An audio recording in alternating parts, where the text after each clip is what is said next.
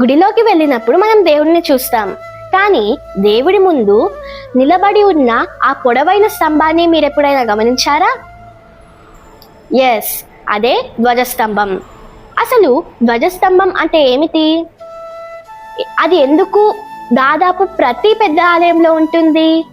మనం ఈ వీడియోలో తెలుసుకుందాం. అందరికీ నమస్కారం, నేను మీ శ్రీమహతి. ముందుగా దీని పేరు యొక్క అర్థం ఏమిటో తెలుసుకుందాం. ధ్వజం అంటే జెండా, స్తంభం అంటే కంబం లేదా పిల్లర్. సో ధ్వజస్తంభం అంటే జెండా ఎగరవేసిన స్తంభం.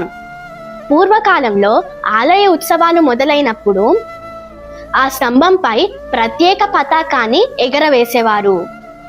అది చూసిన చుట్టుపక్కల ప్రజలు, ఓ, గుడిలో ఉత్సవాలు మొదలయ్యాయి అని తెలుసుకునేవారు.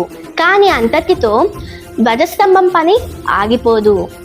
గుడిలోకి ప్రవేశించే భక్తుడికి ఇది ఒక సంకేతం కూడా.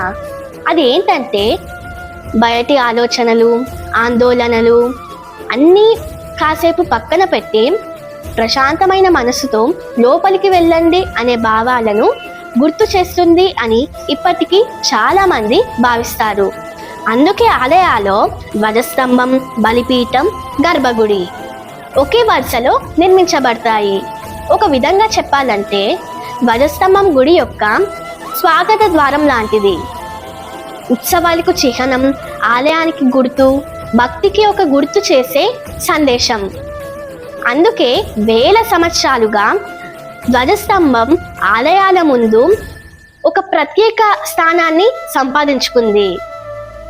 ఒకవేళ మీకు నేను ఏదైనా టాపిక్ చెప్పాలి అని అనుకుంటే కామెంట్ బాక్స్లో చెప్పండి. నేను ఖచ్చితంగా చెప్పడానికి ట్రై చేస్తాను. ధన్యవాదాలు.